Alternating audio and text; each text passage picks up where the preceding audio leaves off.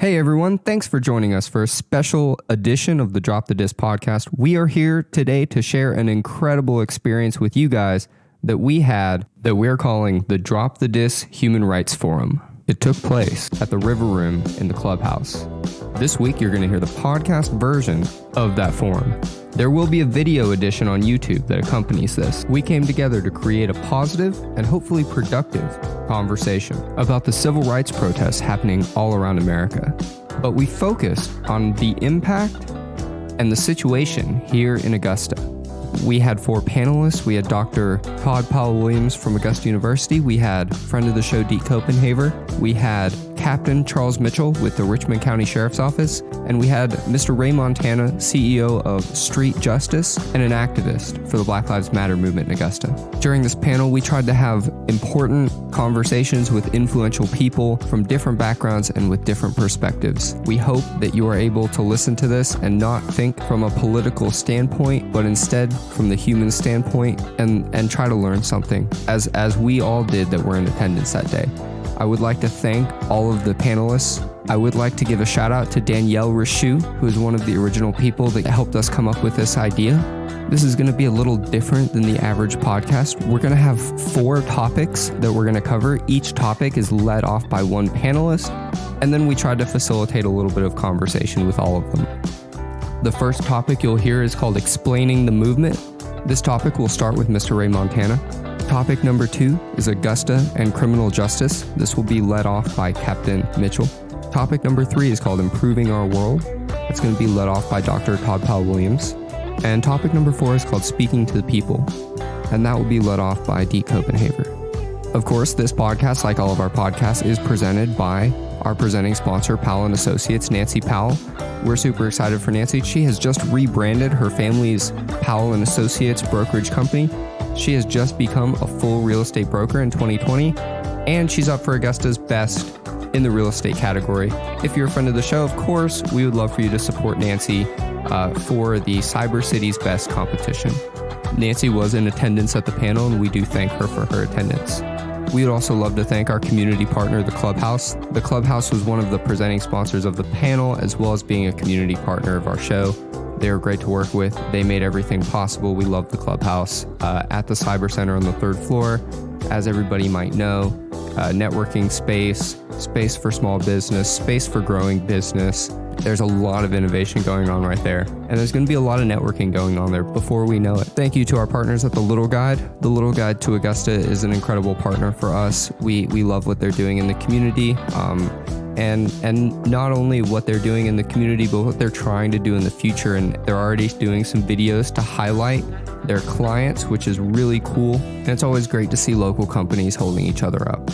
And lastly, we definitely want to shout out Brandon Dawson at WJBF News Channel 6 and Augusta Meme on Instagram for helping us put together this forum and for helping us spread the word. With no further ado, we're going to get started. You're listening to the Drop the Dis podcast at Augusta Podcast Studio.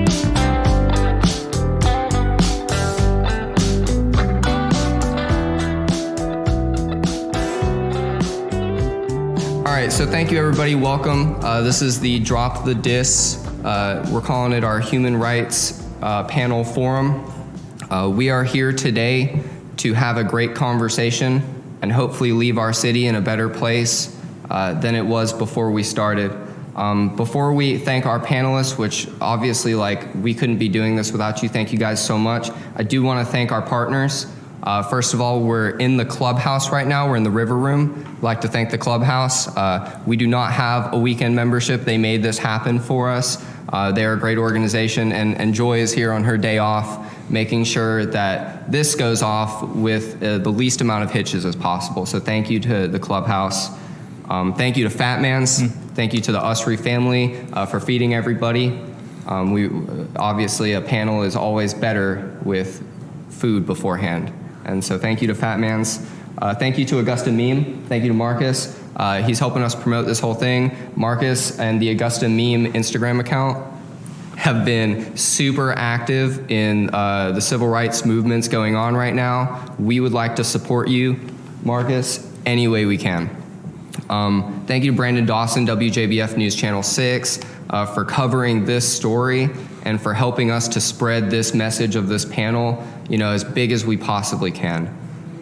Thank you to Jeff Haas. Jeff Haas is our producer for today. Jeff Haas is volunteering his time right now.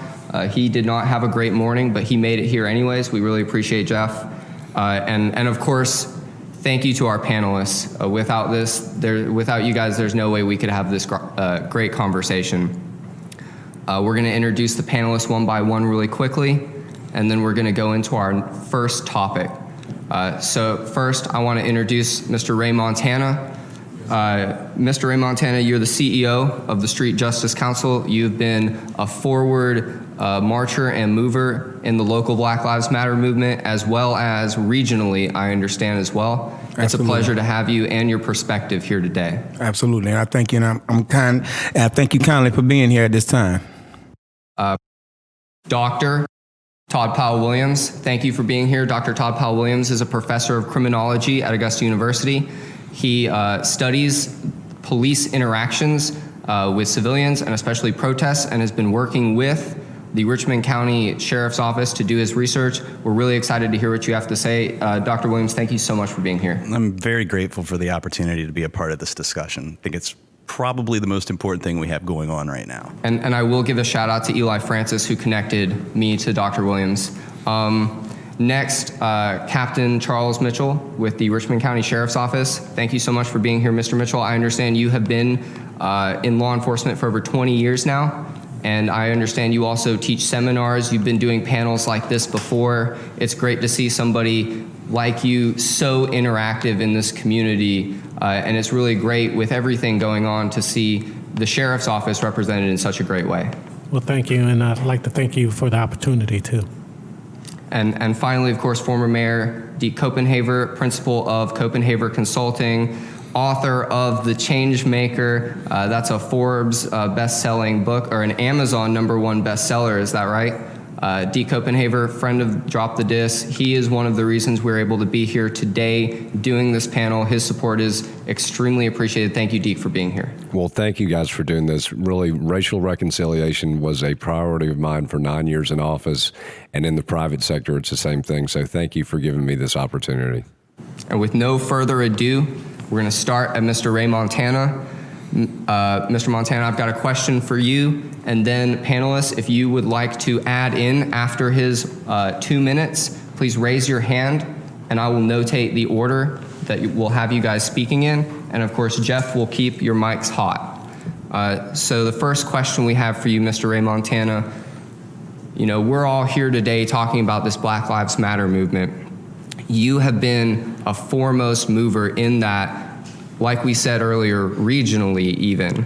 Can you give us some background and history of the movement and what has changed over time? And then I'd like you to finish with, what is the Black Lives Matter movement representing today, both in Augusta and nationwide? Okay, I would gladly answer those questions. Dealing with the history of the Black Lives Matter movement, the Black Lives Matter movement is an organized movement advocating for nonviolent civil disobedience in protest against incidents of police brutality against citizens like myself.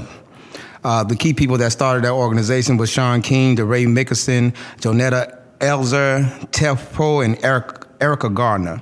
The founders are Alicia Garcia, Patrice Coyers, and Opal Tonette. For me, the Black Lives Matter movement, when it first started a few years back, and all the local news stations came to me concerning the Black Lives Matter movement, saying that I was the face for the Black Lives movement here in Augusta, Georgia. At that time, I did decline that I was the face for the Black Lives Matter movement here in Augusta. My reasons for saying that I was not the face of the Black Lives Matter movement here in Augusta, because when they first started the organization, perhaps, I wouldn't say the organization, but the movement did not have any structure. And I believe in structure, I believe in following protocol, and I believe in nonviolence protests and peaceful protests when it comes to issues that we face in our community. So during that time when Black Lives Matter first was originated, it wasn't structured right for me, and I had my own movement going. And to me, Black Lives is the reason that street justice is the movement, and that's the name of my organization. Okay. Did I answer your question, or what, do you want me to go a little bit deeper into? I would like to do one kind of addendum as far as what does the movement look like today? The movement today looks profound. It looks achieving. It looks like we're actually coming together on one accord, not just with the black race, but with all races. Because for us in our organization, in the organization that I represent, we believe that humanity over race is actually the case. And to me, the movement is actually making an impact throughout this city, this state, and internationally.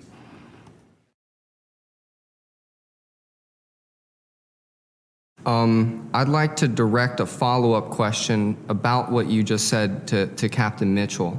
Obviously, there's, so many different examples of why the Black Lives Matter movement is important and why the street justice movement that you created is relevant to what we're talking about.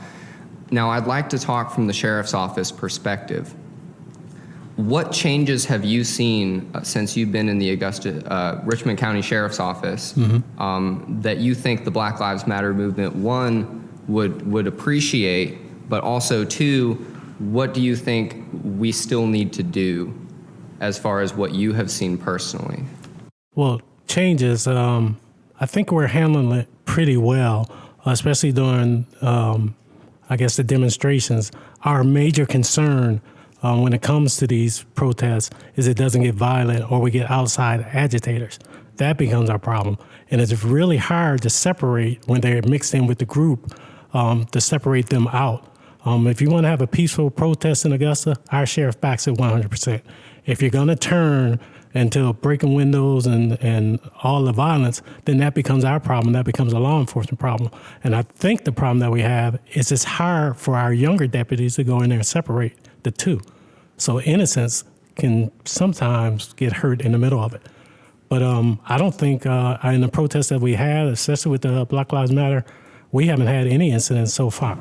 And do you think the sheriff's office response has contributed to the fact that there haven't been any incidents? I do. One of the policies that the sheriff set forth is you'll never see us in riot gear. We'll be out there in the crowds. We walk with them, we march with them, and we talk to them. Just recently, we had 2 officers lay down on the ground with them. And that some of the officers got upset about that, but why? So I think that makes a difference. And Dr. Williams, from your perspective, you study police policy. What kind of effect can putting policies like, let's say, not having riot gear on, let's say empathizing with people and working with the movement rather than being a force against the movement, what kind of a change does that create as far as an effect? You're talking about the police facilitating the protest? That's right. Right, That's like right. Upholding their constitutional duties? Yes. That's Yes. right. Yes. Well, and I'm not trying to be facetious when I say it that way. It's an oath that they take, and having studied this quite a bit over the last 15 years, I can tell you that's an oath that most law enforcement officers take very seriously. Also, it's one of the things that they can effectively do. Just given the nature of crime, investigations are difficult. Crimes coming to their attention is difficult. Crime fighting is one of the things they do, but given the nature of crime, they can't really do it that well or 100%. What they can do 100% of the time is not infringe on our civil rights. Like, they have absolute agency there. But I can say that, it can function a number of ways, but I would argue that, facilitating lawful protest can serve not only the groups involved in grassroots mobilization, but can also, to a degree, not only serve the authorities, and maybe that's not the best way to put it, but it certainly makes it a lot more predictable for them, right? If they can anticipate what sort of crowd is going to be there, if they can anticipate what sorts of actors might be there, it allows them to sort of prepare for contingencies. But I would say that, beyond that, when the police overplay their hand, like they have in a number of jurisdictions where the protests have either become violent or where people often not aligned directly with the protest, agents provocateur have broken windows and things like that. When the police overplay their hands, and this is one of the things that we know from studying social movements, is there's this irony of social control, right? Where they start launching tear gas and cracking heads. fewer people aren't going to come out in the streets the next day. More people are going to come out. This is almost a given. It's about as close to a law as we have in social movements, is that repressive tactics have blowback and often produce very ironic, contradictory outcomes. So what I'm getting at is that they have an interest in facilitating these protests because it makes it a lot more predictable for them, aside from the fact that it's in line with their constitutional charge. So they have an interest in doing this. And as we've seen, this is what they've done. And, I applaud them for that. All right. And Deke, I know I saw you make a motion. Yeah, I'd just like to say how proud I am of our local law enforcement. And all of our demonstrations locally have been peaceful. And I think that's been the tone set by the demonstrators as well as law enforcement.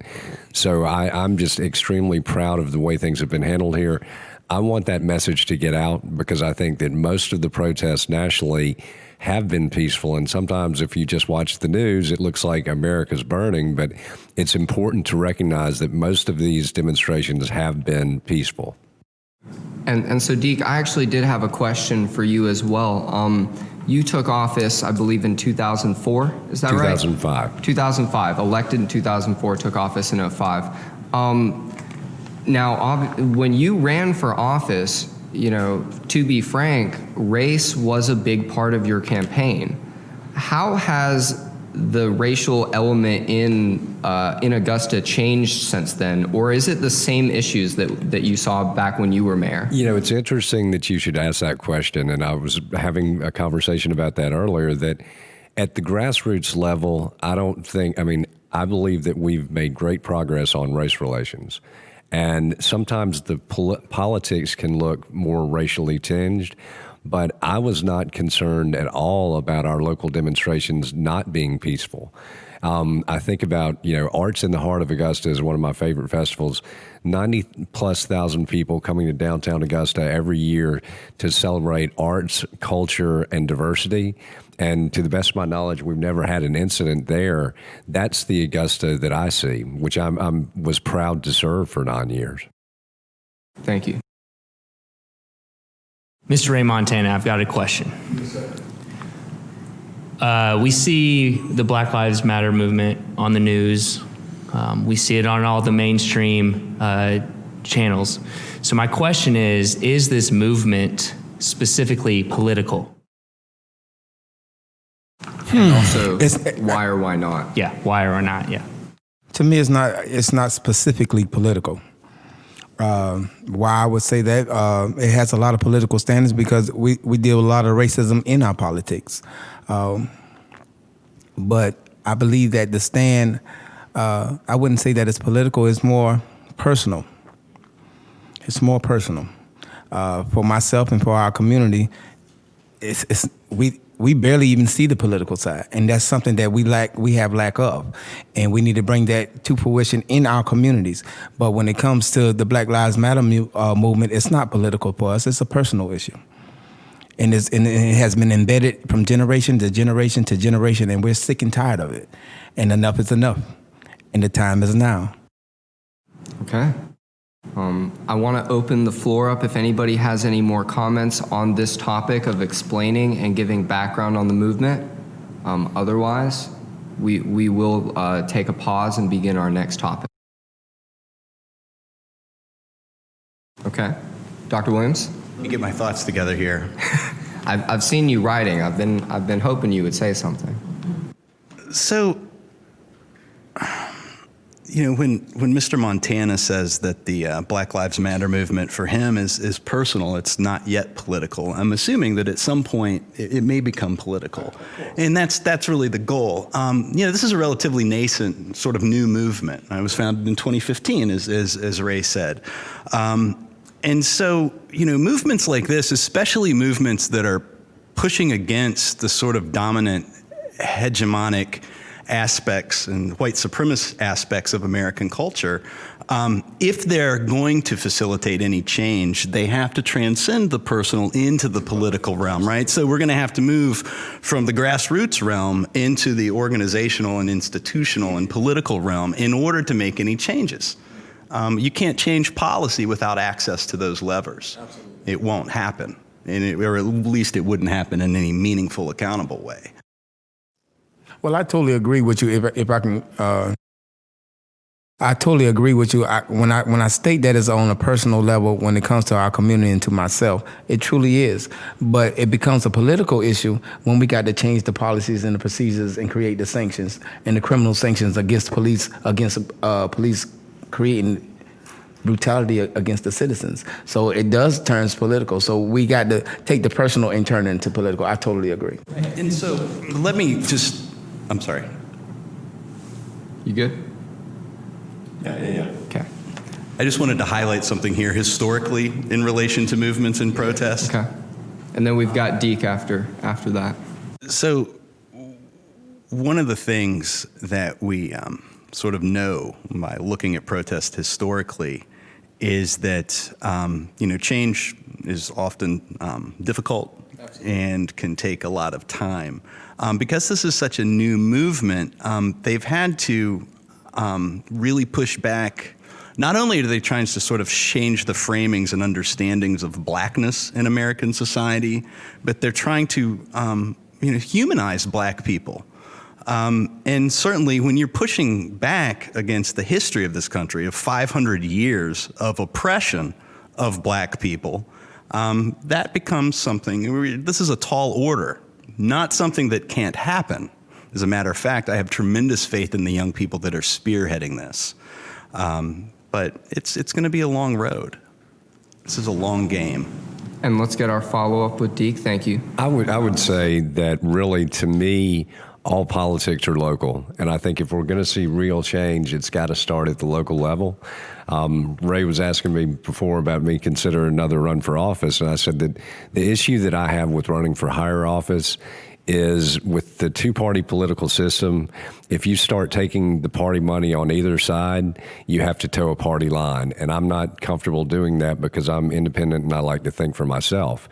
But I think it really begins at the local level. That is very important. And I believe I had a Trojan horse theory when I ran for office. I'm like, somebody's got to get on the inside to really focus on pushing good ideas and really bringing the community together. So that's why I ran in the first place. All right. Thank you, everybody. This is going to conclude our first topic. We're going to give you guys about 2 minutes, and then we'll be back for the second topic. Thank you, guys. So we're going to start topic 2, and this is honing in on Augusta and criminal justice. We're going to start with Captain Mitchell. How does the city of Augusta traditionally respond to protest? And specifically from the sheriff's department. Well, the first thing in the sheriff's department is you have to have a permit. Now, the last protest we had, to keep things down, the sheriff waived the permit, and I thought that was pretty good, especially dealing with the public at that time. But it does, protests just don't pop up. Very rarely they do. People plan it. And so I think it's better when the police are involved in it, because that allows us to set up security, or the security we need, because we also have to protect those protesters. So, I don't think we've had a problem with it yet here. And we've had 4 and then for the last month, and we haven't had not one incident there. And I think that's because we're part of the community, and that's the difference. So, Mr. Montana, yes, sir.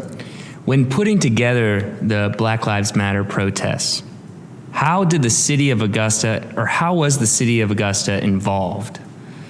And how does this compare to other cities like Columbia?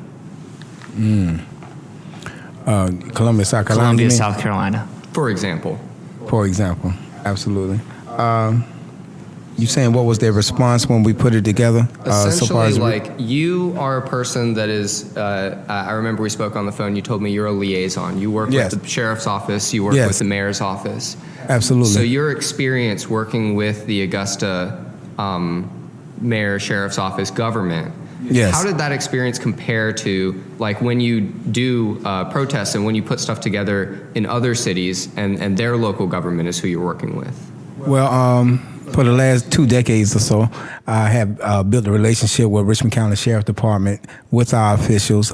Even when our former Mayor Deke was in the chair, if he could remember, our activism has been definitely prevalent to our society and to our community. And I've been so active that even this Black Lives Matter movement now, I did not start this Black Lives movement here in Augusta. I received a phone call as I was at the election poll for Mr. Ray Jenkins, who ran for Super District number 9. I was at the election poll actually voting for her at the time. And I received a call from the Richmond County Sheriff Department, the mayor's office, and certain police officers that was securing the area on Riceboro Road. And they told me that the protest was about to begin and was out ahead of it. I had no idea about it. I had nothing. I kind of figured that the city would come to me about doing a protest, and I kept seeing my name being tagged in certain things about creating a protest, but I didn't have the time because I was really involved with this campaign concerning Jeray Jenkins to get in that seat. So when they did call me, me being a community leader, being a community activist, being a civil rights activist, I felt obligated to at least show up and go find out what's going on. So when I arrived there, Chief Clayton was there, a couple of more officers, and there was some protesters there gathering around. So when I did come there, and Chief Clayton asked me could I take control of the situation so that the situation can have some structure, so that it wouldn't be no violence, because the city do follow me. I am the voice of our people in our community, so they will follow me. So I took it upon myself to do that. So I don't even want recognition saying that I started the Black Lives Matter movement here in Augusta. I started the street justice movement. Black Lives Matter, and that's why street justice is the movement, and that's what I say. But I didn't start the movement, and so far as Richmond County, they trust me. I have a great relationship with them, so they trust me, and compared to other cities, I don't think the other community leaders or the community activists within their city don't have that relationship with their sheriff department, with those that govern over them. And I think that's where we stand tall amongst other cities in other states. Okay. So Deke, and before you answer, I actually want to kind of throw a little bit of a question your way, but feel free to continue to answer how you were. Mr. Montana did mention in the past, when you were mayor, the two of you had spoken at least at some point at work together. As far as your recollection, historically, how has the city of Augusta worked with, let's call it any protest movement, empowering free speech? I'll tell you, I think we have, in recent times, we've done a good job of it. But you look back to the 1970 riots, so if it depends on how far you go back in history. But here again, I'm proud of our local law enforcement. I'm proud of our peaceful demonstrators. But one thing that Ray made mention of that I think is very important in this situation is that law enforcement and demonstrators base their decisions on good information. So Ray was tagged as the leader of this group when he wasn't to begin with, but I'll share with you a real world example. When the demonstration started, I had a local business person call me. My wife handles property management and leasing for Surrey Center, and asked me, well, are you guys gonna have extra security at Surrey? And I said, well, do we need it? And he said, well, I've heard that all these truckloads of people are coming in from South Carolina. And so I called the sheriff's deputy, and he said that there's been chatter, there's been rumors, but that's not true. So later during the week, I had somebody reach out to me that lives on the hill, in the nicer section of Augusta, and say, well, we heard that people are going to start coming in and breaking into houses on the hill. I called the deputy again, no truth to that rumor at all. And then my wife had a tenant the following Saturday call and say, well, I've heard that Antifa is coming in and they're taking over the Marriott and the Hyatt, and they're hiding bricks and rocks in alleyways. So I called my deputy friend again. So people were afraid for no reason. And somebody was just using misinformation to make them afraid. So I know emotions run high, but it's always important to verify your information during these times. I do. That's really interesting, and this is not a question we had planned on asking, but I want to ask this to Captain Mitchell. In regards to misinformation, I think that's probably the most dangerous part about anything that's happened right now is people come in and they say this, and this are happening, and it makes the atmosphere more charged. So from your perspective, what's the best way to deal with that misinformation from the sheriff's office? Well, we already deal with it. When we get I guess, rumors and what people are going to do. It's automatically set to investigations. One of the things that Deke mentioned were that they were going to put bricks out. So we sent the team out to scour the neighborhood and started looking for bricks and started looking for these places before it even happened, because our intention were to remove them if they were there. But I think the best part of it is to investigate and find out if there's any truth to the matter. We also got word that 13 Antifa members were coming from Oklahoma into the hotel, the downtown hotels. So we started checking into that just to make sure, and not to interfere with them, because that's their right. But we at least wanted to know who they were and where they're at, and we found none. So investigation is key. Well, I would like to interject on some of that concerning the agitators. There were agitators concerning our protests, but I have my own security team. Of course, Richmond County has their security team. And even when we was out there in Columbia County, when we started the protest in front of Hooters, we did have agitators approach. We squashed it right then and there. We put our fuel up. We train ourselves on how to conduct ourselves when it comes to situations like this. And right now, Columbia County Sheriff, he actually want to sit down and talk about future protests and keeping it peaceful and things of that nature. So we're on the board of that. But the agitators are out there. Our security guys have taken pictures of bystanders, or so it seemed like they're bystanders, and they're getting in our crowds. They have baseball bats. Then we took pictures of people with rocks, but they never do anything because our resistance is real. I don't want nobody to think that our resistance is not real. We will stand our ground when it comes to agitators and defend this city, and we will hold those agitators accountable, and in Richmond County, hold them accountable to come handle these agitators while we hold them in place. So we don't want y'all to think that there is no fear factors when it comes to us being out there. We risk our life daily. It's definitely a real conversation, and we got to be look out for these agitators. I have 50 licensed to carry men on my team. So even going into these different counties, sometimes I intimidate even the government or the law officials. When I went to Columbia, or was it Columbia County or Louisville? When I went to Louisville, Georgia, and I did the protest, when the mayor and the city councilman got up on a podium and they spoke about me, they said, when we seen Ray Montana come through that cut, we say, oh my God, here come trouble. Because our guys are armed. We're armed and we're ready, but we're here to protect and we're here to serve and keep some structure. And he actually stood up there and he also came back and said, well, I was wrong, because they didn't come here to create any problems. They came here to make sure that we have a peaceful protest, and they're here to protect the people. So he apologized for that. But our masculinity in our black community, our masculinity put fear of God in a lot of our white brothers and sisters. But we're here to protect and serve. We stand strong, and it's time for us to start standing. So we don't want y'all to think that there is no fear factors. There are fear factors. And I hate to say it, I see them coming. I really see them coming. We got to prepare our city and prepare our people for it. So we are in training. We are in training. I don't want nobody to think that we're not in training. We're in training to protect ourselves and protect our loved ones and protect our community regardless of what race. So we're going to stand in that gap. But I don't want nobody to think that there is not any fear factors, because they are. We're risking our lives. That's powerful. Thank you. Thank you. Dr. Powell-Williams, to kind of piggyback off of what you just said, Mr. Montana, why do we have a good relationship between government and protesters? Is there a policy answer for that?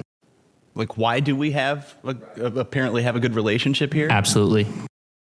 I mean, as far as the protest ordinance, there is a policy. And correct me if I'm wrong, but initially it states that there's supposed to be, 6 weeks advance notice before a mass demonstration can go off legally? When applying for the permit, correct. Right. And so, I'm sorry. So okay, do you want me to just start over? I'm sorry, I'm all, hold on, let me get my train of thought again. I'm getting too old for this. What was the question? Why do we have a good relationship between the protesters and government right now? Is there a policy answer for that?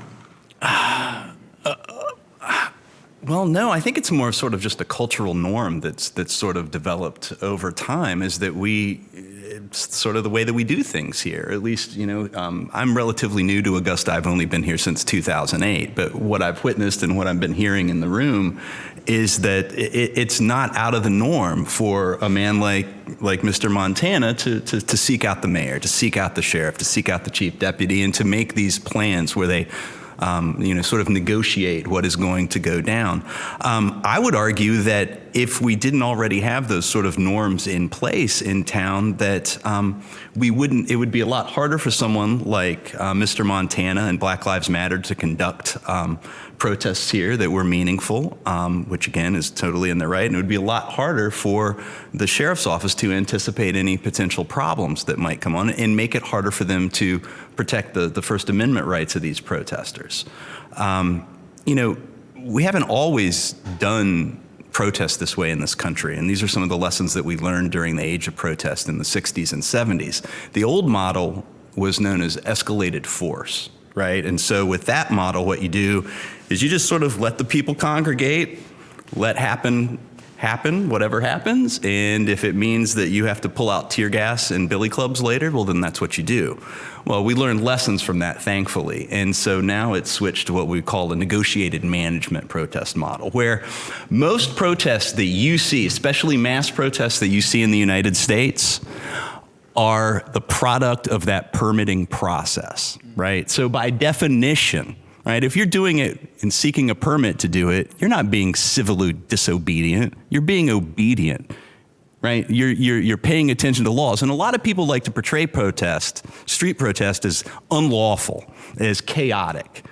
It's always organized, it's always orchestrated, it's always planned, it's strategic, right? And again, like Mr. Montana suggested, there are risks associated with direct action protest, especially during a pandemic, right? But let's just pretend that the pandemic isn't happening. You've got the risk of being tear gassed, the risk of counter protesters acting violently towards you. You have the risk of arrest, the risk of maybe damage to your reputation if you've aligned yourself with something that, maybe perhaps people you work with would rather you not. And so it's important to recognize that people don't get out on the streets and involve themselves with indirect action lightly, right? It's not that they don't have anything else to do. I mean, surely you may find a few people out here who are out here kind of gawking, but as far as the people who are centrally involved in these protests, they are rational actors who know exactly what they are doing, right? And it's strategic, and it's planned, and it requires a bit of discipline. But the key thing to remember is that no one enters into this lightly because there are risks associated with it. And so when we see people involved in direct action protests taking those risks, we owe it to them to take them seriously and at least listen intently. Hold on a second. Here, fix your mic. Here. I'm just trouble. I'm sorry. It's okay. It's okay. Here. You want to speak to that part right there? Okay. You should just give me one of those Bobby Brown I mics. appreciate the enthusiasm, but you gotta you're moving a little all over the place, and so the mics. I need to tether me to the table. You'll be really quiet, and then you'll be really loud. So I got you right there. It's my style, man. Okay, so I want to ask one more question in this topic, and then we'll go ahead and give ourselves the ability to move to the next topic. I want to ask this question, Mr. Copenhaver, to Deke. Something that you mentioned, Dr. Williams, is the culture in Augusta is the culture in Augusta being a kind of culture where people are responsive and people are open to diversity. From your time in office, and I know you're such a huge fan of Arts in the Heart, for example, do you think that having Augusta being kind of a hub for events like that has helped to shape our culture to make us more open to these kinds of conversations? Or do you think it's something else? I think it has. And, when I first took office on the first day, we started a prayer breakfast that continues to go on every month. It's been virtual now. But the great thing about that was that it brought people from different socioeconomic backgrounds and races together each month, and they established long-term friendships, which they might not have ever met before. But I think that these issues, it has to be sustained effort. And, I was invited into black churches throughout my first campaign, and I heard from people that they'd said, well, white politicians come down here during campaign season, and then they never come back until it's campaign season again.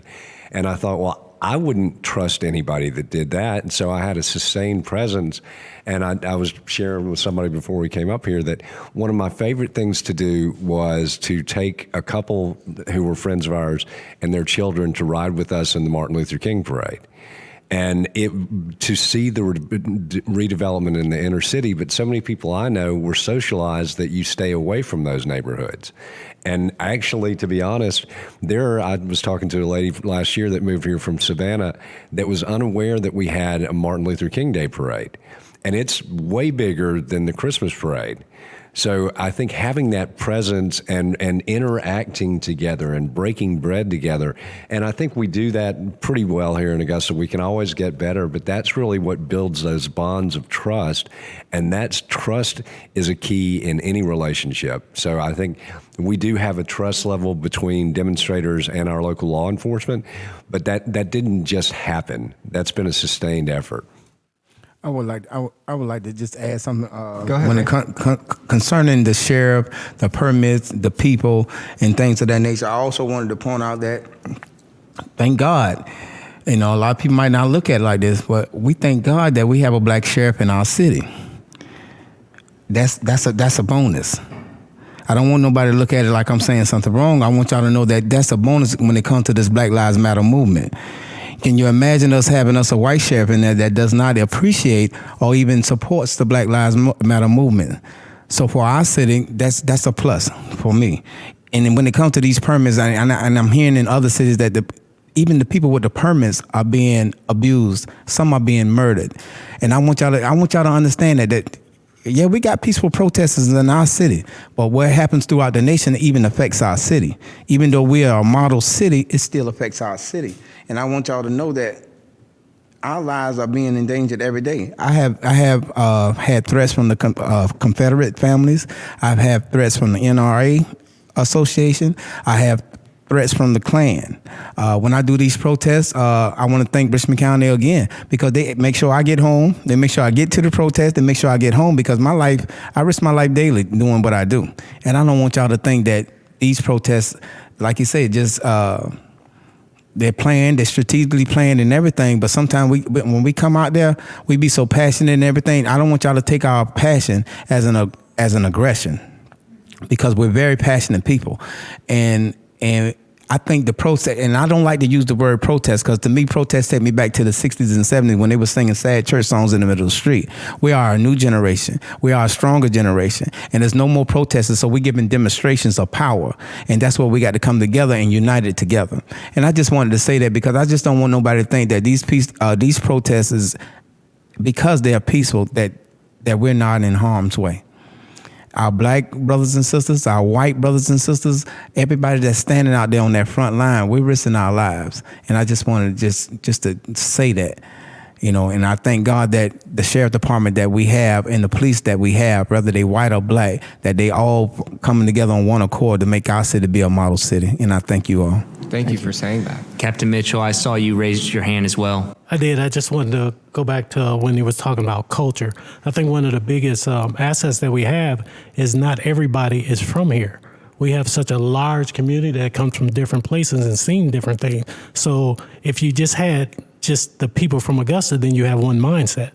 But, you got Fort Gordon, you got MCG, you have the colleges, and when you bring that mindset in, then I can see your other side, or maybe I can hear or listen to because I've seen other things. So I think that helps overall. I agree. Thank you. All right, so we are moving to our third topic. Topic number 3 is really the topic that we're all here for. And the third topic we want to talk about is we titled it Improving Our World. Really that's the reason we're all here together. And so we're going to start with Dr. Williams with this topic, but I actually would like everybody to answer this question after him in whatever order works best for you, just in like 90 seconds or less. So this first question is, if we want to improve our world for everybody equally, and you're a policy specialist, so I want your answer from a perspective of policy, but for everybody else, I want your perspective on this. I don't want you to try to take his perspective. I want you to use your own. Where do we start? What's our starting place to really making this world improve for everybody equally? You know, I would argue that at least on the front end of that, it's not going to be a policy solution. It has to do with changing our culture, and specifically on the issue of race, changing the sort of arbitrary privilege that's attached to whiteness, right? And you've all heard of this idea of white privilege. Do I need to explain it? Okay, I can tell you as a sociologist, data-wise, it exists. It's a real thing, okay? And so essentially what I'm thinking is that we really, this is kind of rough, but I'll go there. I'll just go there. Until we abolish the arbitrary privilege associated with whiteness, we're not going to get anywhere with any of the rest of it, okay? Until we start to dismantle this racial hierarchy that has been constructed by those that have come before us, we're not going to make any real headway. We really need to absolutely deconstruct our understandings of race and ethnicity and what that means in the context of the United States, right?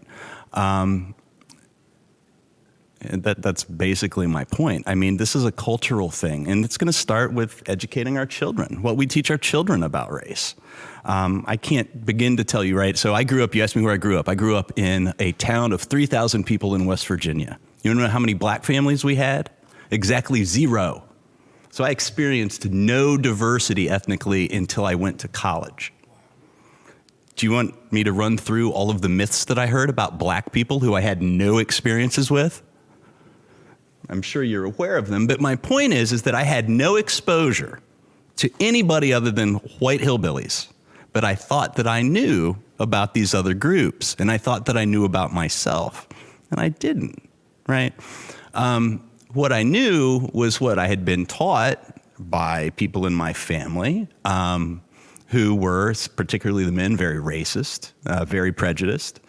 And it wasn't until I got out of that as an adult and got a chance to go to college that I had any sort of narratives that challenged that. And I can tell you, when I was presented with narratives that challenged those myths, that were backed by empirical data, which is what I found in sociology, it was the most empowering thing I'd ever encountered. And so I really think it's going to do with sort of cultural education, right? Deconstructing the racial hierarchy in the United States and deconstructing the meanings associated with skin color, because it's arbitrary. And Deke, your hand was up. Yeah, I will say that learning to listen is key, and I will admit freely, I have never experienced systemic racism. I have never been racially profiled, but I've got lots of black friends who have been.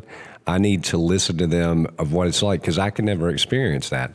But I had a conversation with a good friend of mine, David Walker, last week, and he said, the issue that I have is that as soon as most white people I try to talk to about these issues, they say, well, but look at all the black on black crime. And I said, that's a racially biased statement to start a conversation, and it's not going to go anywhere. And he made the point, more white people kill white people than black people do, but we don't call it white on white crime. So shouldn't we just call it crime? But these are the conversations that we need to have. And I had a conversation with the group One Community this week about, who do you want to be called? Black? Do you want to be called African American? Obviously. So the black community has never really been asked how they want to be referred to. And that's a choice that they should make themselves. It shouldn't be white people saying, well, I'm going to call you this or I'm going to call you that. So that self-determination, rather than white people labeling them, which we've done for centuries, So it's having these open and honest conversations, but learning to listen without prejudice and to not get defensive or get your hackles up. I mean, the only way civil conversations like this, the only way things are going to change is we have these over a sustained period of time. This is not a quick fix. Captain Mitchell? Yeah, I just wanted to go back to when he was talking about cultural education. I think we need education. That's the start point overall, especially for African Americans. We need not an easier path, but we just need a chance. I spoke to a 13-year-old boy, and this was several years ago, and he asked me where I lived. And I said, well, I live in Martinez. And he said, no, because you can't live there. They don't let you. I'm like, who won't let you? I said, son, I can live anywhere I can afford to pay. And he said, no, you have to stop where the Kmart is. And I said, why is that? He said, that's where the buses stop. So I was like, that doesn't make any sense. So I think the education, we need to be educated. We need to have the chance instead of always sometimes being held back. Education is the start to me. And I mean overall. And we should have the same access just like white America. Thank you. And Ray, I do want to pose this question to you. What is your starting point? What is the starting point you would like to see us take in order to improving, again, we've said culture, we've talked about policies, but what's your perspective on that? When you say us, do you mean the black community or us as a people? Everybody. What is it that everybody really that we need to do for everybody to be on the same page in the way that Captain Mitchell is talking about right now? And so I would say, let's say as people. Okay, we as people, we most definitely got to come together collectively. But I want our white community to be educated concerning our black community. And I want our black community to be more educated concerning our white community. And how would this happen if we don't come together collectively? I had a meeting with the Muslims, they called a meeting with the Muslims. The Muslims they asked me a question. They said that,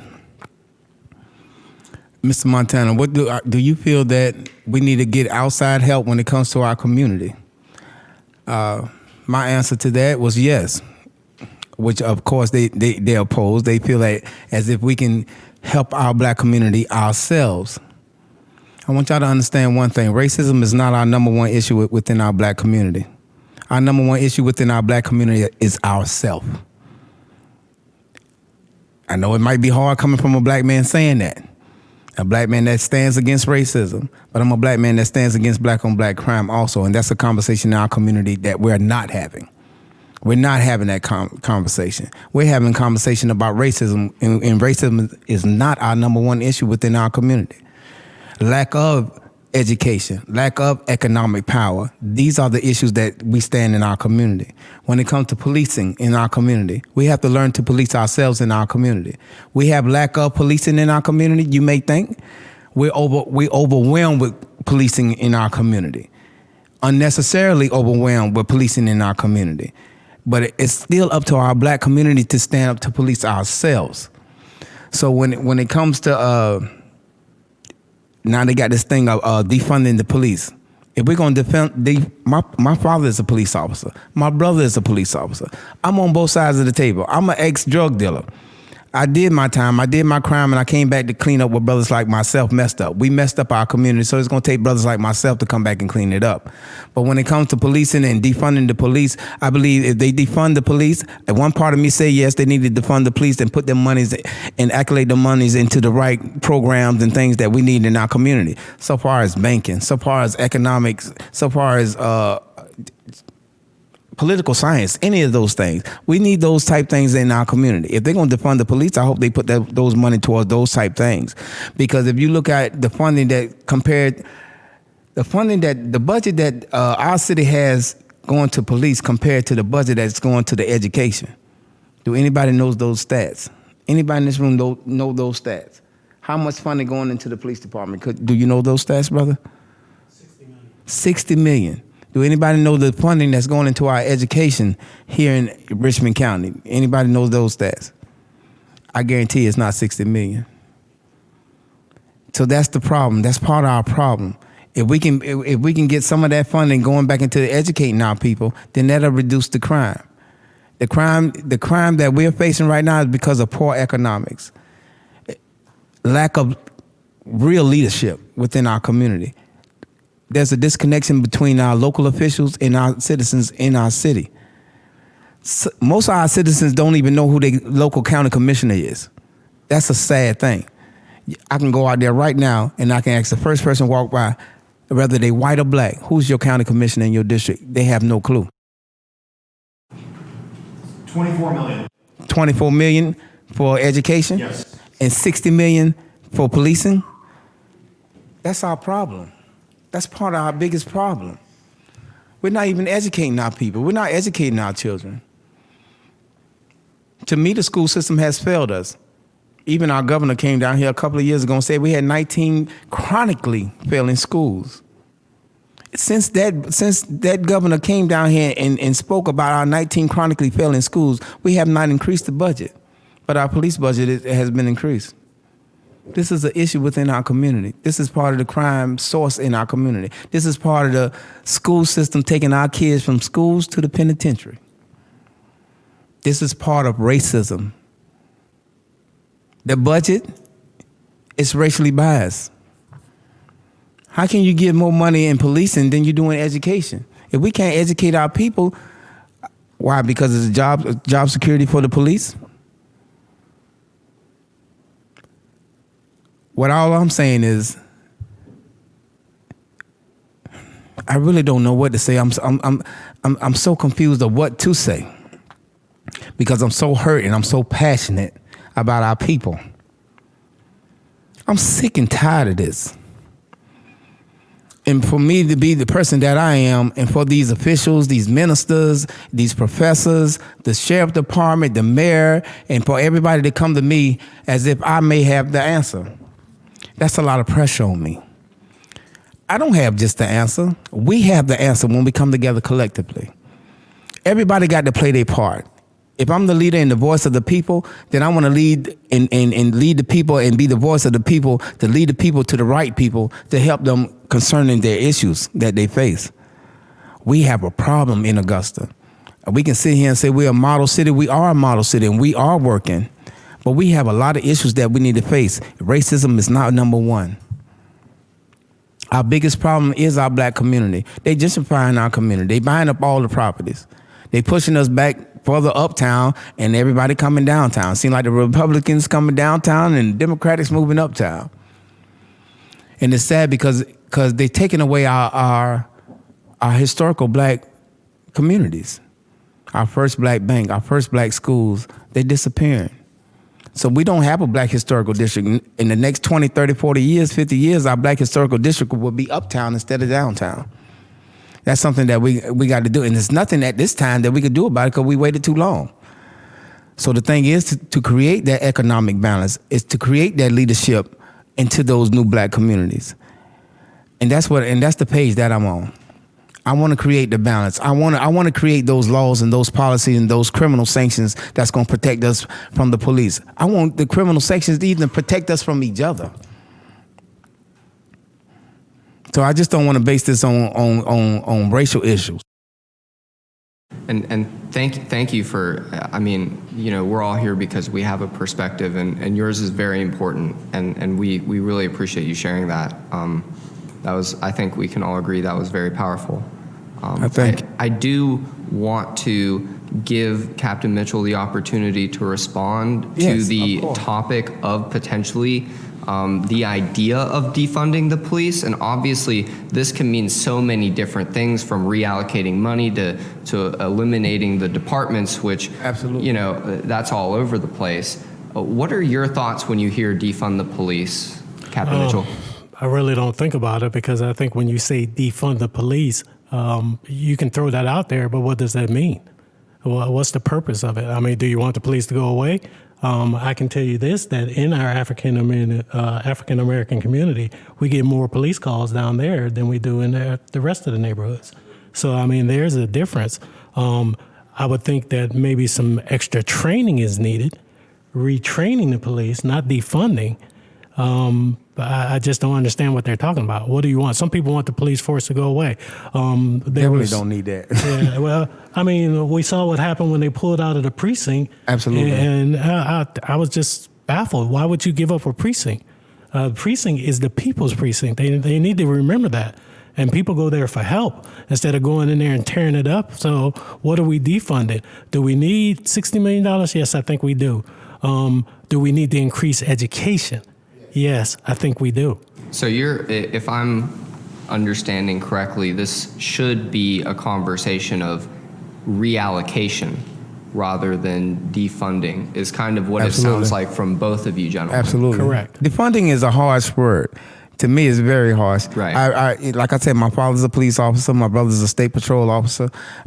We got military background. And defunding them is really a harsh word. But we got to definitely allocate some money into our education. Definitely got to do that. One of the things that we're doing now in the sheriff's department is we're bringing in counselors. So they're already talking about that, but we're already doing it. And not only for the citizens, police officers need counseling. They see the worst of everything all the time, and that may contribute when I go into a situation to it going wrong. But if we talk about it, because we're manly men, and we don't cry, we don't run, we don't back down, and we definitely don't let you get away.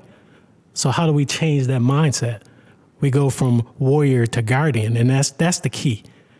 I'm a guardian of your trust.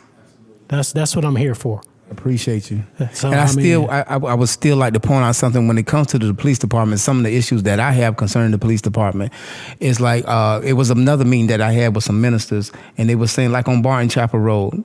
And my father's a police officer and my brother's a police officer, and I know there's a certain quota that y'all have to make when it comes to arrests or certain tickets. That's the myth. That's a misconception. We have no quota. Okay. You know how much paperwork I have to do to take you to jail? I'd rather not. I absolutely agree. But I've heard officers say that they got to make their quota, that they got to, and I think that like stagnates. I mean, it really caused a problem within our community because people getting pulled over because this guy want to get 15 citations before the week is out. Well, let me tell you, and then where you get this quota thing is, okay, so regular patrol officers, we patrol, we answer calls. Traffic cars do not.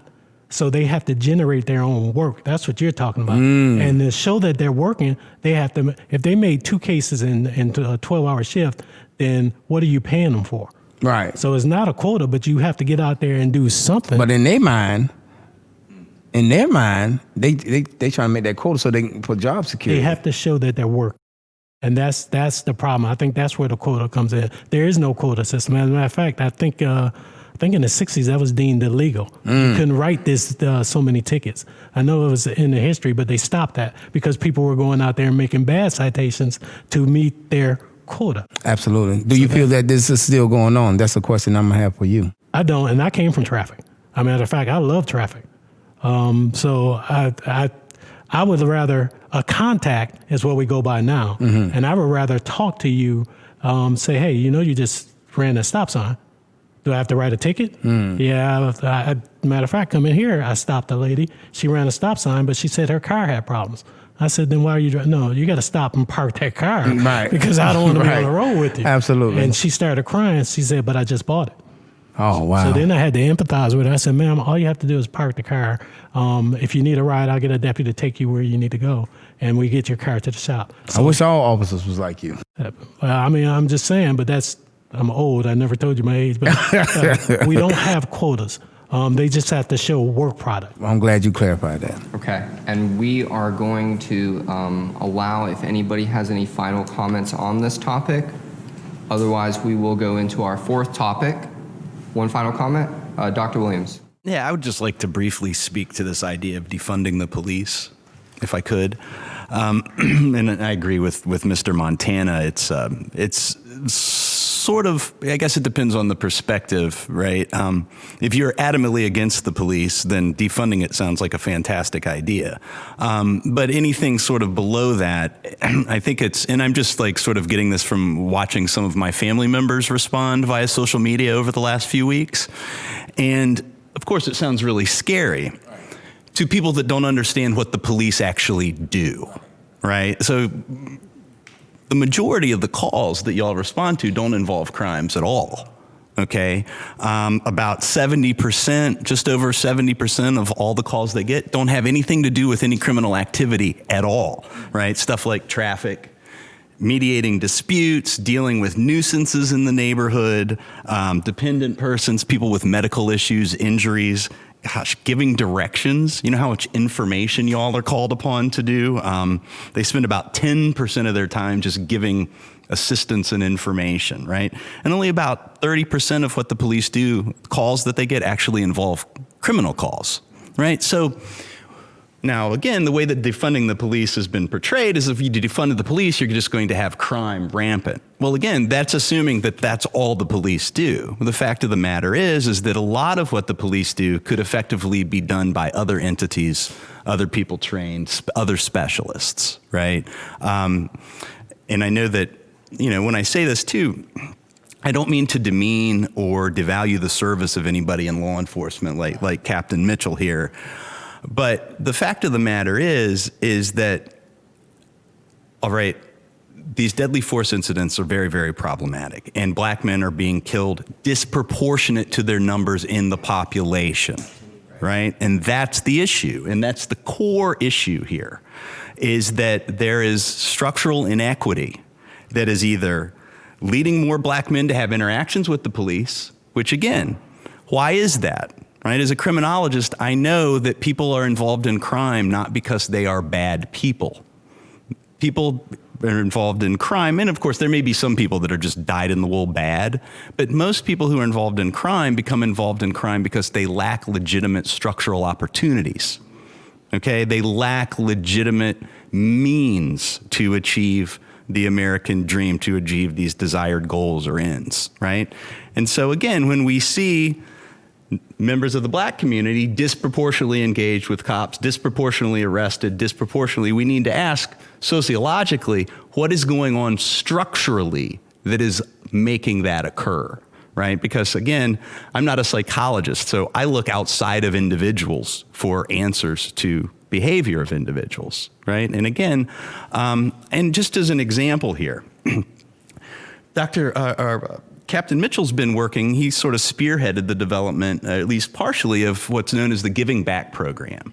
And this Giving Back program is a focused deterrence program that tries to identify young men who are at risk of either being victims of gun crime or victimizing somebody, right, shooting someone.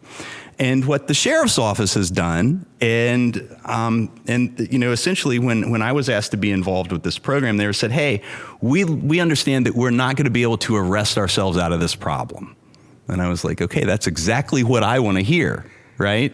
As a sociologist, because you're not going to arrest yourselves out of that problem. You need to ask questions. Why are these young men disproportionately involved in violent crime? Why are they disproportionately involved in retributive violence, right? That's sort of reciprocal, right? And, the sort of point that I wanted to make with that is that the way that the sheriff's office, and I want you to remember that this is our law enforcement agency that's spearheading this, not a social service agency, not the education system, but the sheriff's office. What they're trying to do is identify these young men so that they can offer them, guess what? Structural supports. Many of these young men don't have state IDs. Guess what? You can get no services without a state ID. Many of these men lacked educational opportunities, so they're offering them GEDs, job training, all of these other structural supports that will keep them from running afoul of the law because they have more of a stake in legitimate society, right? And again, this is important because for the amount of money that you spend supporting some of these young men in this program, it would be a drop in the bucket. Like seriously, you could afford to send one of those young men to the university for 5 years for the cost of investigating one shooting or homicide. Think about that. And so what do we value more? What do we devalue? Thank you, Dr. Williams. We're going to go into our fourth topic. I think that was, first of all, the first cliffhanger so far. But I think that was a really great conversation that we were able to have. It was a little longer on this topic than we had planned, but I think that's okay. Yeah. If you guys are okay with it, we can just go ahead and start the next section if that's okay. And final section. Final section. So this is our fourth and final topic, and it's really focused on speaking to the people. all people. And we're going to start with Mr. Deke Copenhaver first. In your experience, what types of words and actions have the impact of bringing people together? You know, I always led with vulnerability and admitting that even as a politician, I didn't have all the answers, and not telling people what they want to hear, but rather what they need to hear. But I was doing an interview after my book came out, and somebody said, well, you talk a lot about vulnerability. Can you do that in politics? And I said, absolutely. It was what connected me to the people I served. And I think one of the issues that, I mean, we need people to be out on the street with people that don't look like them, I mean, interacting with them. And from a political standpoint, one thing I see a lot of the time is people will get elected to office and they perceive themselves to be above the people they serve.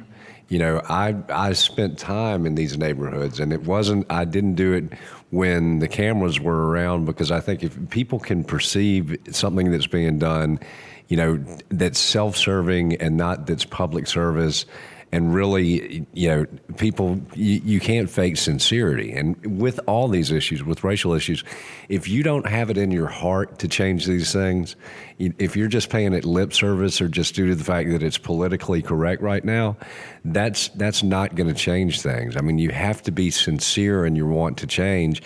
And that vulnerability and saying, you know, my skin color is not black. I can't understand what you've experienced, but I can listen to you, and I can have, you know, I can want to make things better and have that as a passion and something that's in my heart. So if, you know, if you're not sincere in your efforts, you're never going to connect with people and bring people together, in my opinion. So I have a question for Ray, and I'm going to use you as an example, Deke, because you have, throughout your professional career, been a person that always wants to bridge divides. And so I don't want you to assume anything negative from this question. But, so Ray, this is for you. When you see a person like Deke who is, or a person like us, who genuinely have not had the opportunity to have the same experiences that have led to a lot of the problems that are systemic. In our positions, sometimes that leads us to have blind spots. And so I want to ask you, Ray, what are some blind spots that we may have that we may not even know that we have? And not just us talking to anybody that's listening to this that's had that life where they've been afforded any kind of privilege. What are some blind spots that we may not even know what to ask, or we need to step up and do something? Good question, my brother. Good question.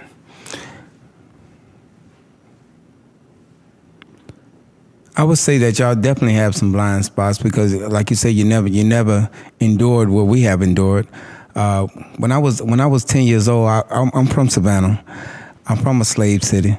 When I was in Savannah, at the age of, I guess I was like 9 or 10 years old, we moved into an all predominantly white neighborhood. We was the first blacks to move into this neighborhood in Garden City, Georgia. We moved out of Savannah into Garden City, Georgia. There was a racist group in that community. They didn't want us to talk to the white little girls that went to our school that was integrated a few years, I guess a decade before we got there. So they ran a van into our home while I was sitting down looking at television. The Klan ran a van into our home and said, "Niggas leave," with KKK sprayed all over it. And I was sitting there watching TV in the van, sitting right here.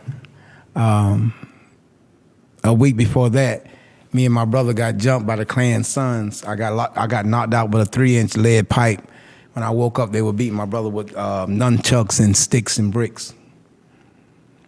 I've dealt with racism half my life. The blind spot that I believe that y'all may have is just that y'all just never endured it.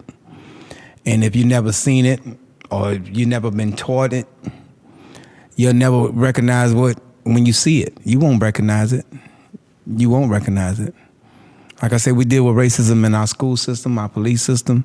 We deal with racism even in our own communities, when it comes to the mailman or when it comes to our landlords and things of that nature, it's racism. It's everywhere. So far as y'all blind side, I just think that y'all blind to it because y'all just don't know it. And if you was raised in it, you'll know it. If you was raised to be a racist, you'll know it when you see it. But if you was raised as a regular black child, we'll know it because it's being performed on us. And it makes us feel out of place, not normal.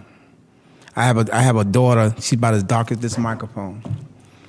And she deals with it every day. But she's smarter than every kid in this school. And so they say she told like and when you hear her on the phone, you might think that she's a young Caucasian white girl because she's so well profound with her words and education. But when they see her skin, they judge her differently. But when it comes to her academics, they judge her totally differently then until they find out that she's a black child. So the blind side is I think the blind side that y'all have is because y'all don't even, I want to say y'all haven't educated yourself of what we're going through, but I'm asking y'all to educate yourself on more than what we're going through.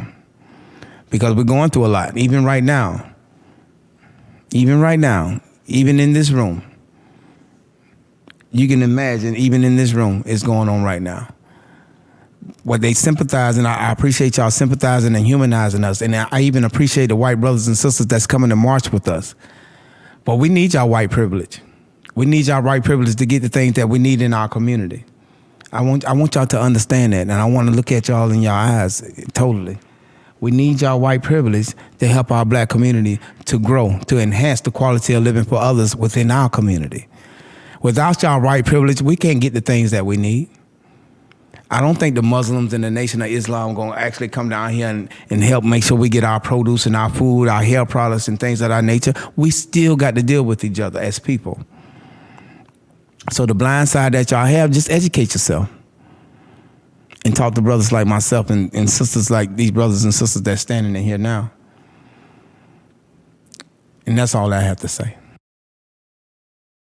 Something, just a question to ask on that, especially when we talk about where is the nearest grocery store down here?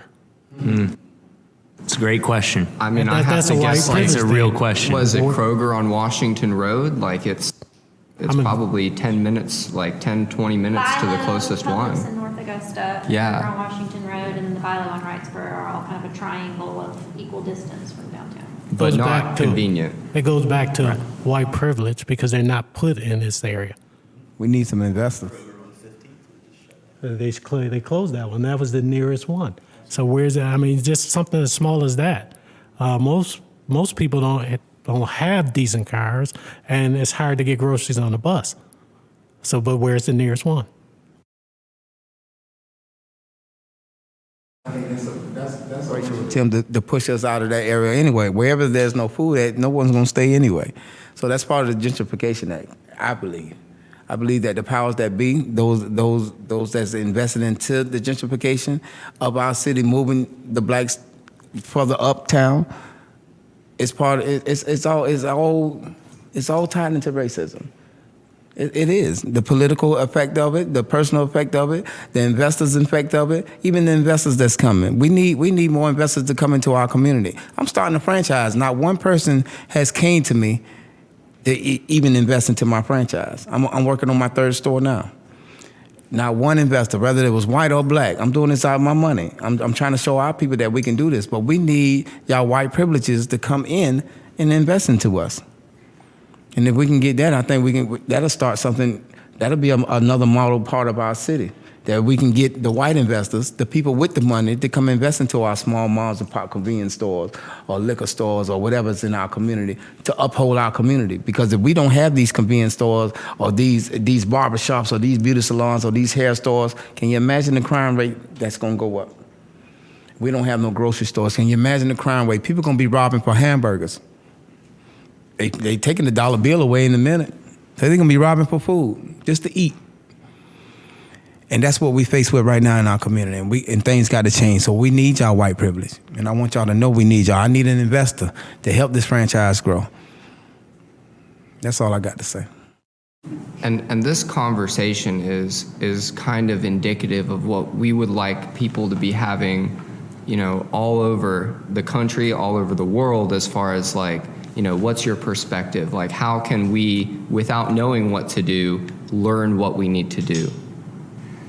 So I did want to kind of wrap it up with this question, but feel free to respond to this question, anybody. I'm going to direct it to Dr. Williams, but anybody feel free to respond after him.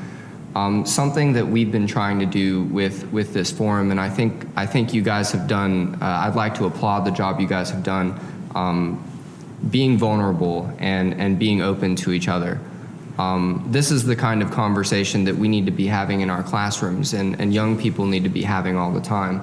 And Dr. Williams, I want to ask you, not as a sociologist, but as a teacher, as an associate professor who works with young people all the time,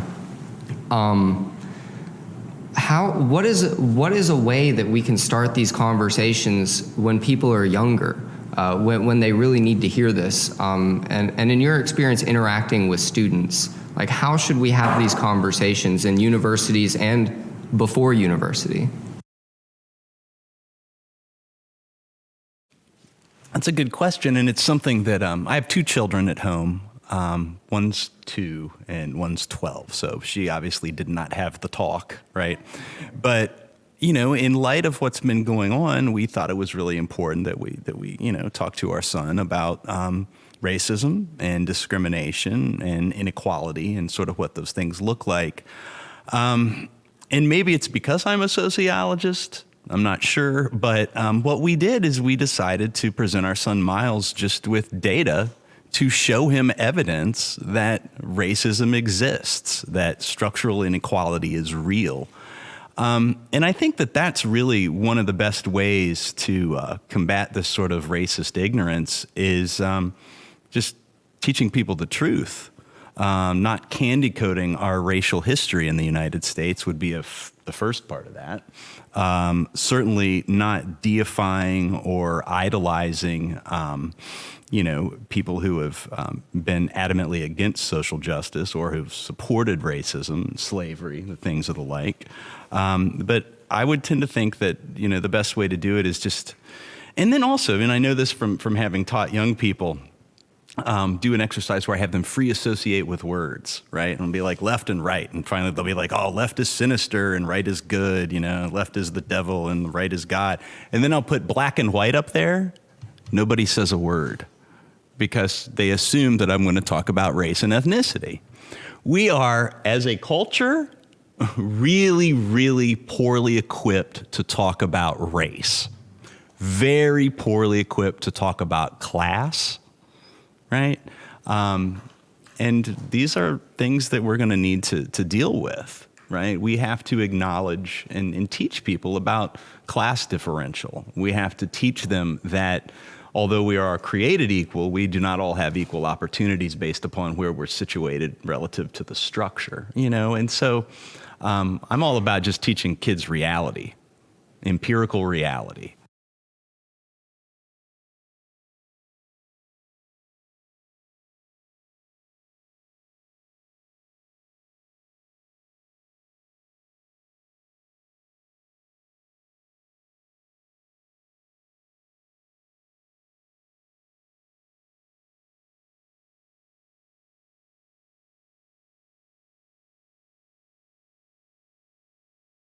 But Ben was raised in an impoverished inner city neighborhood. I was raised in a country club. So we were socialized differently. So naturally, his worldview is going to be different than mine, but that doesn't make it bad or wrong. And if we can share with each other and talk, he's changed my views on some things. I think I've changed his view on things.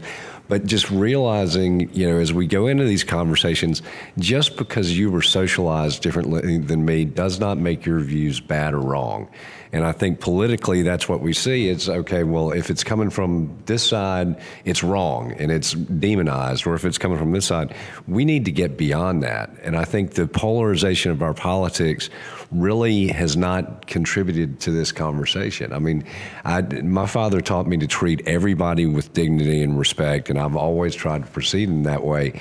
And I think if we can get to that point, that's really what's going to, and have civil conversations and open and honest conversations, that's what's going to change things. And I mean, I've been committed to that my adult life, and I just want to say thank you guys for doing this, and thanks to the panelists for being here and being open and honest. Thank you, Mr. Copenhaver. Does anybody else have any closing remarks as we're finishing up? I'd actually like to give each person, if you each want to take like 60 seconds to give us a closing statement. We can start with you, Ray. Well, I want to thank everybody for coming out. Wanted to pose another question since we're standing here and there's so many factors of races in here. In our city, how many in here actually stood with us as we protest? Very good. Very good. That's a greater outcome than I thought. I'm glad that y'all came. I'm glad that y'all participated. And that's another thing I want to just point out, that we just need to engage. We need to engage and come together and actually see exactly what's our issues that we're facing. Use our resources. Everybody got resources in here. I believe with all our resources that's in this one room, we probably can touch everybody in this city. If we start using our resources and coming together and actually going to the community, I have a program now that Adopt a Hood. We're taking one hood at a time and try to create these initiatives in these neighborhoods, even give them exercise, boot camp training, economic training, whatever it is. We're gonna adopt these neighborhoods one by one. We got another initiative coming to Augusta. We're gonna march to the polls. We got 10 districts in our city. We're gonna each one of the polls in our city. We're gonna march those communities to our city. These are the type of things that I think we need to engage into to create the harmony within our city for us to come together as one race and one people and one accord in one city. These type of initiatives are grassroots initiatives, and those are the initiatives that keep the city together. The grassroots organizations in this city, we are rarely recognized. I make a lot of noise, so I'm always recognized. I'm very loud, so I'm always recognized in the community. But I also want to encourage y'all to get engaged with the local grassroots organizations, and let's build an alliance. Because one organization can't do it. Street Justice can't do it by itself. Street Justice have several organizations up underneath our umbrella, so we have this alliance and we're building this alliance. I just ask that we all just come together and just use our resources and help the communities that's suffering. If we got to take them one by one, let's take them one by one. Just pick a neighborhood and let's use our resources and let's just build us up. We need y'all. We need our white brothers and sisters, all races, all colors. We need us to come together. And taking it from a brother with dreadlocks, and I've been beaten by the police. Even the police had knocked my teeth out here in the city because I wouldn't sell drugs for the police in this city. If Deke can remember when the police went to jail and they was going around, Tyrone and Joe and all these officers was actually beating us up in the streets to sell drugs in the streets. And a lot of people don't know that story, and that story need to be told. And those are part of the problems in our community. We got good cops, got bad cops, got good politicians, got bad politicians. We need to expose the bad and create the good and continue to push to enhance the quality of living for others in our community. My name is Ray Montana. I am the voice of the people, and I approve my message. Ray Montana, thank you so much for being here. Yes.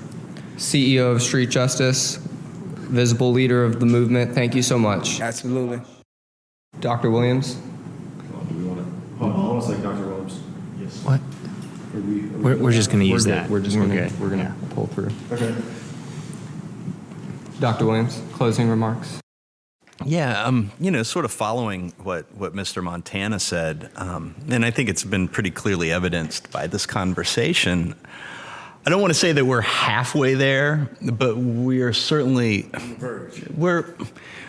we were able to sit down in this room and start dialogue immediately. We didn't have to hash anything out. We didn't have to put hurt feelings aside or anything like that. And so we're not having to deal with here in the Garden City the same sort of damage that, the Minneapolis department is going to have to deal with in Minneapolis. And so, again, when I say we're halfway there, I don't mean to give anybody the impression that this is going to be something fast. Again, this is a long game. This is going to be a long haul. But I think it speaks very well of what the potentials are here in Augusta, that we're able to sit down and have this sort of dialogue. But that's not going to be enough, but it's a good starting point. Dr. Todd Powell-Williams, Associate Professor of Criminology at Augusta University, thank you so much for being here today. Captain Charles Mitchell. Well, thank you for allowing me to be here and meeting some of these people. I think in the end, we need to learn our police. We have a thing called the Citizens Police Academy. I think you need to start just not, what am I trying to say? Just stop paying attention to the TV all the time and getting your news there, and get out and get involved. I was talking to him. Again, we have the JPS simulator. You want to find out what you're going to do. Can you tell us who you were talking to for the podcast? Oh, I'm sorry, Mr. Ray Montana. Thank you. And I was telling him about the JPS. People say all the time what I would do in that situation. And no, you don't know what you're going to do until you're put in a situation. The simulator, which has over 3,000 simulations, it gives you 2 seconds to decide whether to pull a trigger or pull a gun. So these are things that I think you should see and learn the mindset of a police officer before you start making judgments. We should watch all the investigation, not just what you just saw on TV and make a judgment from it. We should watch the whole thing. So I think that's where we need to start with the police. We need to learn the police, or outside. The people need to learn the police and learn what's going on. Thank you so much. Captain Charles Mitchell with the Augusta Sheriff's Office. Thank you so much for being here. Richmond County Sheriff's Office. Thank you so much for being here. And Deke Copenhaver, final words from you. Yeah, and I'd just like to go with something that Ray said. You know, the hope to me in this has been that these crowds that have been demonstrating are multicultural. I mean, it's not just a bunch of black people. It's black, white, old, young. And the demonstration that was held downtown, where the two deputies lay down on the ground in solidarity, it was helped to be organized by a 20-year-old girl who's a college student at Augusta University. And that was impressive to me. But I think my hope is in the future too, because, and guys, thank you so much for putting this on, because we have a generation coming up that doesn't have the same racial views or baggage as we have. And my whole thing is we've got to get through to them. I think as they take leadership roles, that's when the change is really going to be sustainable. So I'm excited about the future, and I think the good Lord brings good from everything. I think our nation needed to go through this discussion, and so if good comes from it, even though it's through tragedy, I think that would be a fitting, tribute to George Floyd. Thank you so much, and that's Deke Copenhaver, former mayor of Augusta, principal of Copenhaver Consulting, Amazon #1 author of The Changemaker. All of you guys, thank you. That was a mouthful. All of you guys, thank you so much for being here. We really appreciate it. This would literally not be, God, I'm the podcaster and I'm not using my mic right. This would not be possible without people like you guys that have this incredible perspective. We really appreciate it, and really that's our show. Thank you. Thank you for coming, y'all. Thank you for listening to the show. We think that this panel and this conversation was extremely important, and hopefully we can be a part of facilitating more important conversations as they come in the future. If you liked it, make sure you tell a friend. And if you have any feedback, email it to us at dropthedispod@gmail.com or DM us on social media at dropthedispod. We do have one more sponsor that Chris is going to shout out for us, and we're going to play you a nice song on the way out. So, David, this is a different kind of ad that I'm going to do for Savannah River Brewing Company. I'm currently in my brother's closet in Clinton, Mississippi, recording this ad, and I thought that was quite funny, and I wanted everybody to know this at home. But I'm doing it on my iPhone, and I hope you enjoy it. I wanted to talk real quick about Savannah River Brewing Company.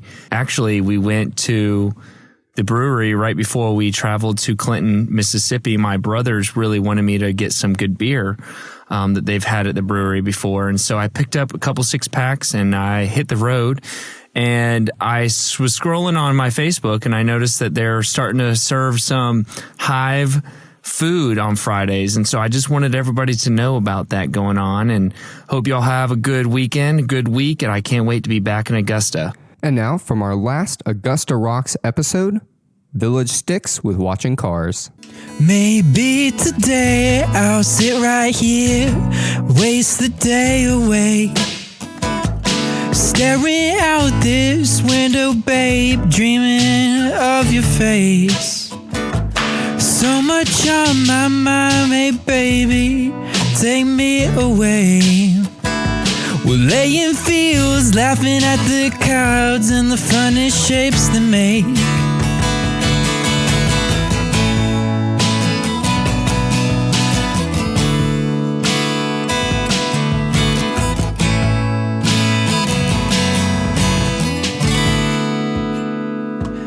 And I'd worry a little less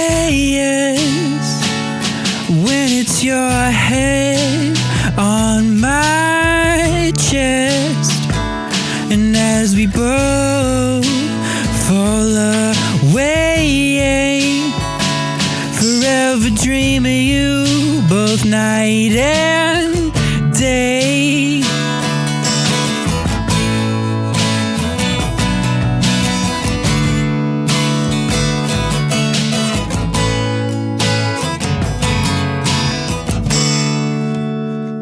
Maybe today I'll sit right here, waste the day away, thinking all about a girl who takes my breath away.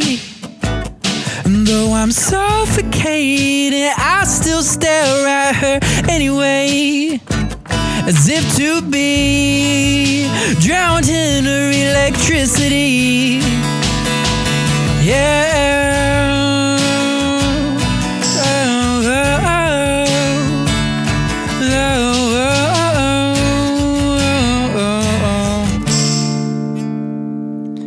And I worry a little less when it's your head on my chest, and as we both fall away, forever dream of you both night and day.